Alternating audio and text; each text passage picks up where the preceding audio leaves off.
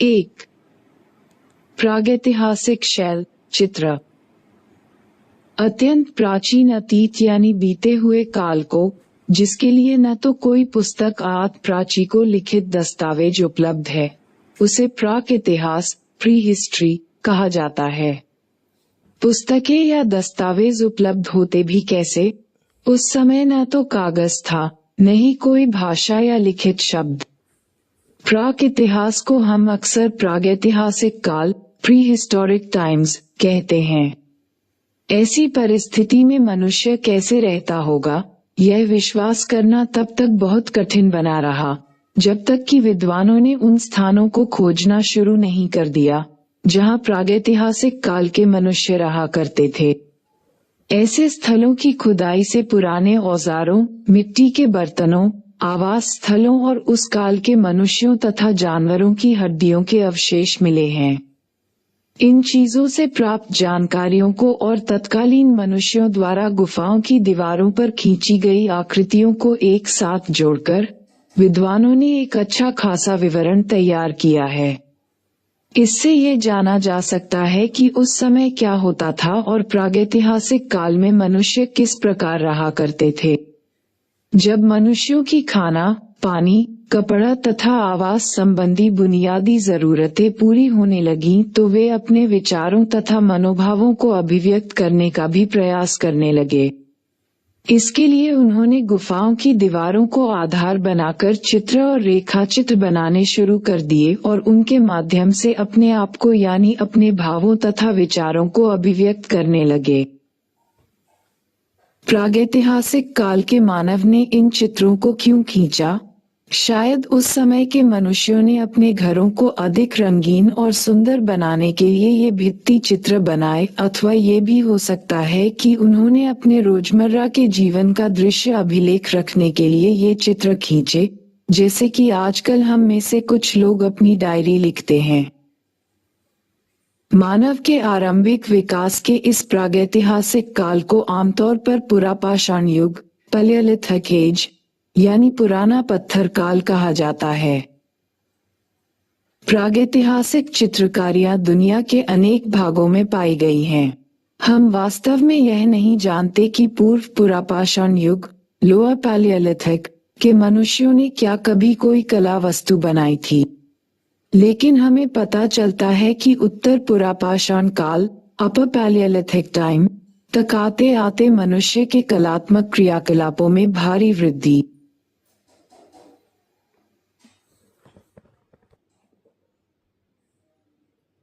हो गई थी। दुनिया भर में इस काल की ऐसी अनेक गुफाएं पाई गई हैं, जिनकी दीवारें उन जानवरों के सुंदर चित्रों से भरी पड़ी हैं, जिनका उन गुफाओं में रहने वाले लोग शिकार किया करते थे। वे लोग मनुष्यों और उनकी गतिविधियों के दृश्य चित्रित करते थे और वृत्त, वर्ग, आयत जैसी अनेक ज्यामितीय आकृतियां और प्रतीक भी बनाते थे। भारत में अब तक जो प्राचीनतम चित्र मिले हैं, वे उत्तर पुरापाषाण काल, अपर पैलियोलिथिक टाइम के हैं।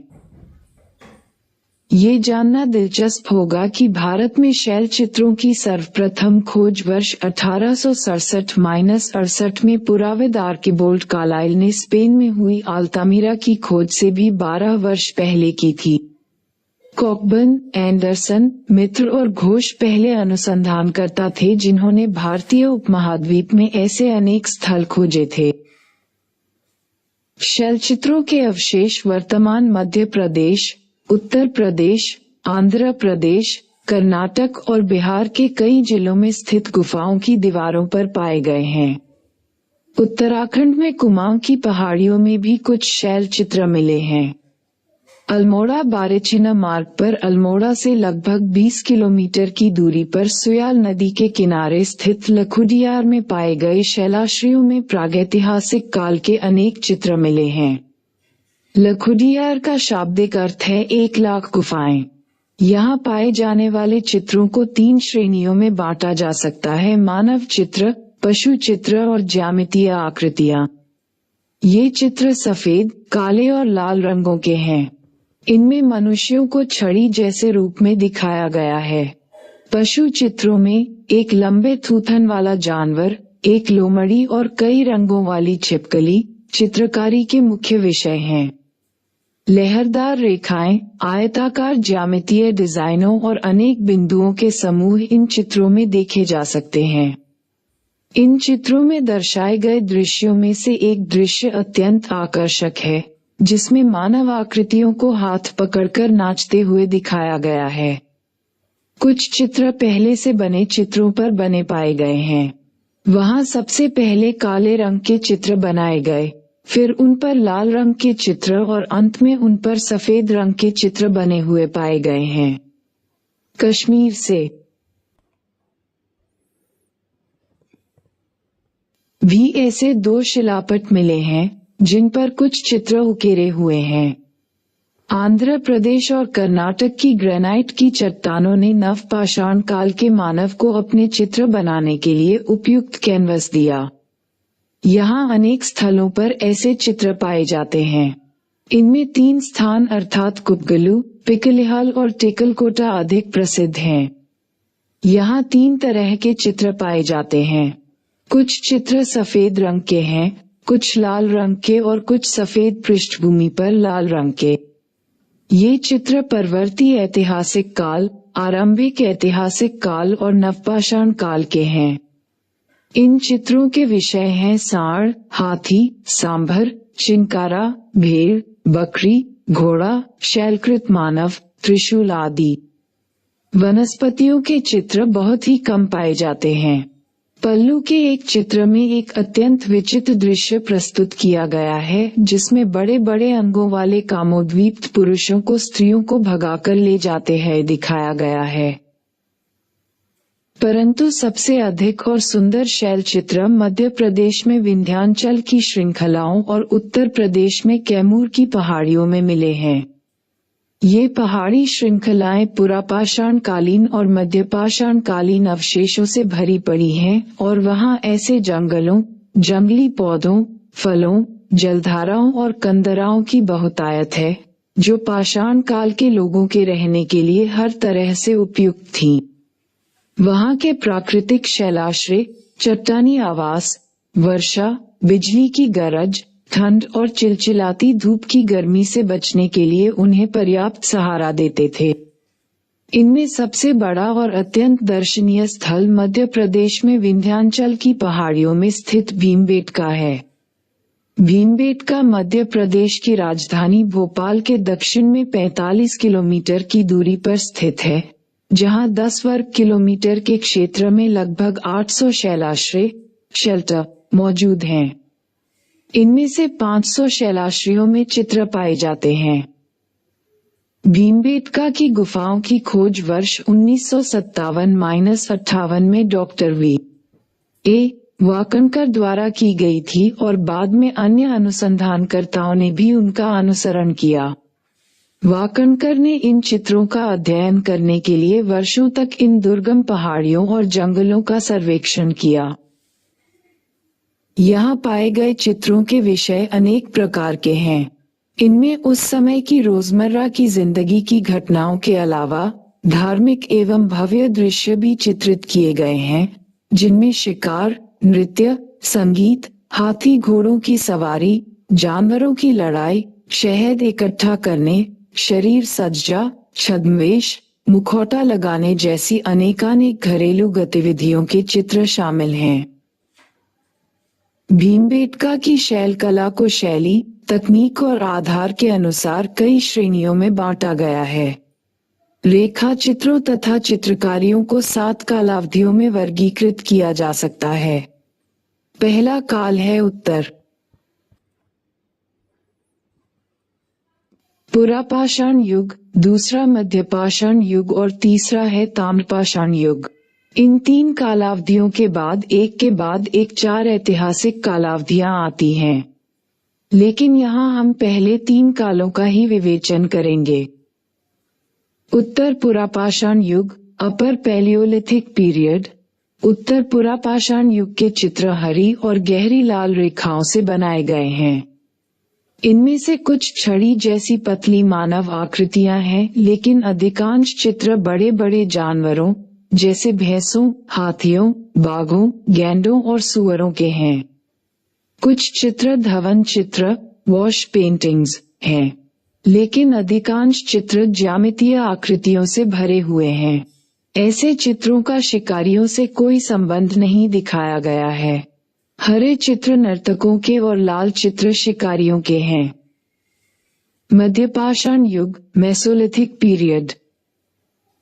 दूसरी कालावधि यानी मध्यपाषाण युग के चित्रों की संख्या सबसे अधिक है। इस अवधि के दौरान विषयों की संख्या कई गुना बढ़ गई, मगर चित्रों का आकार छोटा हो गया। शिकार के दृश्यों को प्रमुखता मिल गई। शिकार के दृश्यों में लोगों को समूह बनाकर कांटेदार भाले, नोकदार डंडे, तीर कमान लेकर जानवरों का शिकार करते हुए दिखाया गया है। कुछ चित्रों में आदिमानवों को जाल फंदे लेकर या गड्ढे आदि खोदकर जानवरों को पकड़ने की कोशिश करते हुए दिखाया गया है। शिकारियों को साधारण कपड़े और गहने पहने हुए चित्रित किया गया है। कुछ चित्रों में मनुष्यों को सुंदर कपड़ों में सजा हुआ और कुछ में मुखौटे पहने हुए भी दर्शाया गया है।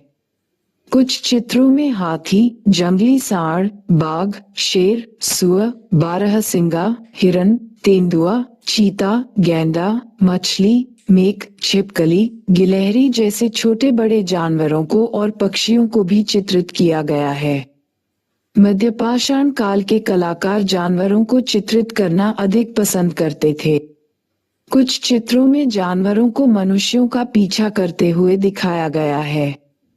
कुछ और चित्रों में मनुष्यों द्वारा जानवरों का पीछा करके शिकार करते हुए दिखाया गया है।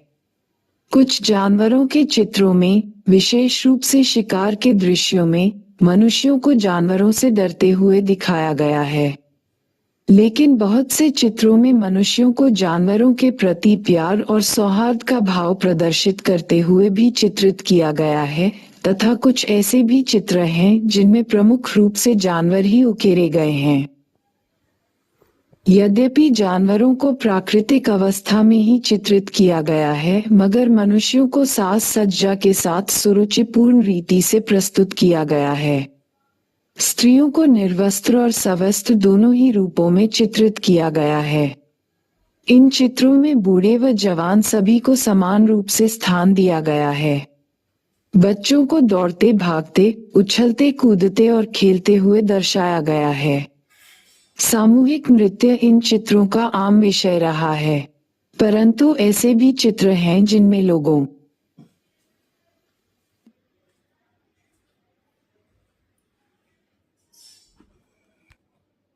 को पेड़ों से फल या शहद इकट्ठा करते हुए और स्त्रियों को अनाज पीसते हुए और खाना बनाते हुए दिखाया गया है।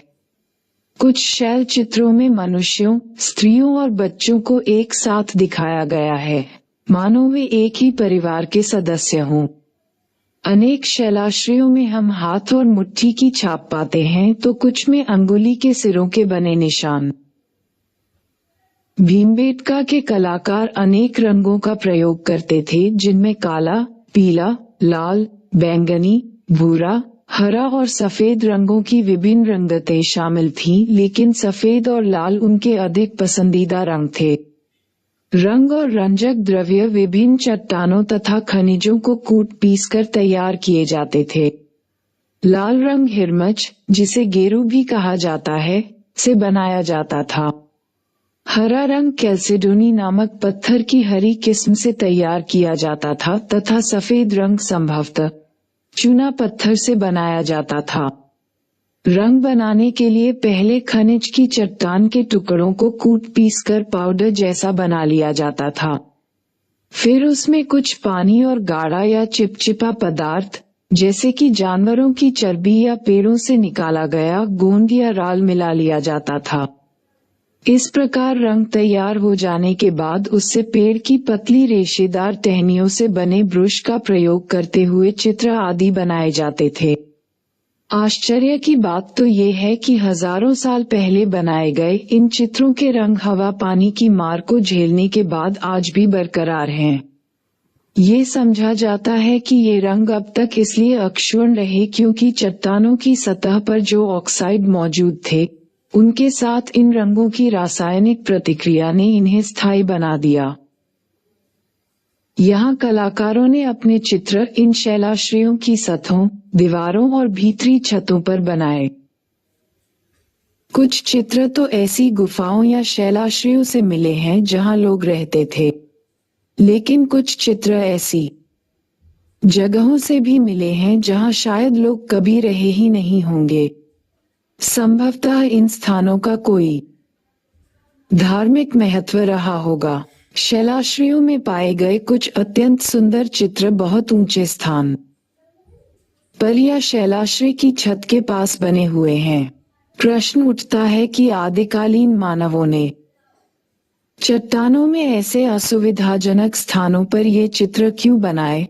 शायद ये चित्र बहुत दूर से लोगों के ध्यान को आकर्षित करने के लिए ऊंचाई पर बनाए गए थे। ये चित्र हालांकि बहुत पुराने जमाने के हैं, पर इनमें चित्रात्मक गुणों एवं विशेषताओं की कोई कमी नहीं है। कार्य करने की प्रतिकूल परिस्थितियों, औजारों तथा सामग्रियों आदि की कमी होते हुए भी इन चित्रों में तत्कालीन पर्यावरण के सामान्य दृश्य आकर्षक रूप में प्रस्तुत किए गए हैं, जिससे ऐसा प्रतीत होता है कि उस समय के लोग बहुत साहसी थे और अपने जीवन का आनंद ले रहे थे। पशुओं को तो वास्तविकता से भी अधिक तगड़ा और रौबदार दिखाया गया है। ये भी प्रतीत होता है कि आदिकालीन कलाकारों में कहानी कहने सुनने की गहरी रुचि थी। इन चित्रों में बड़े ही नाटकीय रूप से मनुष्यों और जानवरों को स्वयं को जीवित रखने के लिए संघर्षरत दिखाया गया है। एक दृश्य में कुछ लोगों को मध्यपाषाण युग के चित्रों में शिकार के दृश्य बहुलता में पाए जाते हैं। यह ऐसा ही एक दृश्य है जिसमें लोगों का एक समूह भैंसे को मारते हुए दिखाया गया है। कुछ घायल व्यक्तियों को इधर-उधर पड़ा दर्शाया गया है। ये चित्र अंकन की कला में श्रेष्ठता का प्रदर्शन करते हैं। नृत्य का दृश्य। इस दृश्य में एक दूसरे का हाथ पकड़कर नृत्य करती हुई आकृतियां दिखाई गई हैं। वस्तुतः यह एक ऐसा विषय है जिसे बार बार दोहराया गया है। नृत्य का ये दृश्य हमें उत्तराखंड के लखुडियार के पाषाण दृश्य की याद दिलाता है। जंगली सांड का शिकार करते हुए दिखाया गया है और इस प्रक्रिया के दौरान कुछ लोग घायल होकर इधर-उधर पड़े हैं। एक अन्य दृश्य में एक जानवर को मौत की पीड़ा से तड़पते। आज भी अनेक आदिम जाति के लोग ऐसा व्यवहार करते हैं। वे जन्म, मृत्यु, वयस्कता, प्राप्ति और विवाह आदि के समय संपन्न की जाने वाली धार्मिक एवं सामाजिक क्रियाओं को चट्टानों पर चित्रित या उत्कीर्णित करते हैं। वे शिकार हेतु जानवरों को आकर्षित करने के लिए मुखौटे पहनते हैं और उन्हें मार डालने के बाद खुशी से उनके चारों ओर नाचते गाते हैं। हुए और शिकारियों को खुशी से उसके चारों ओर नाचते हुए दिखाया गया है। ऐसे चित्रों से यह प्रकट होता है कि मनुष्यों में जानवरों पर अधिकार रखने का भाव पैदा हो गया था। जहां अकेले जानवरों के चित्र बनाए गए हैं, उनमें आदिकालीन कलाकार की उत्कृष्ट चित्रण कला स्पष्ट दृष्टिगोचर होती है। ऐसे चित्रों में रंग सामंजस्य और समानुपात दोनों का यथार्थ एवं संतुलित मिश्रण दिखाई देता है। एक दिलचस्प बात यह है कि शैलकला के अनेक स्थलों पर अक्सर नए चित्र पुराने चित्रों पर बनाए गए हैं। भीमबेटका में कुछ स्थानों पर चित्रों की 20 परतें तक हैं, जो एक दूसरे पर बनाए गए हैं। यहाँ प्रश्न उठता है कि कलाकार एक ही स्थान पर बार बार चित्र क्यों बनाते थे?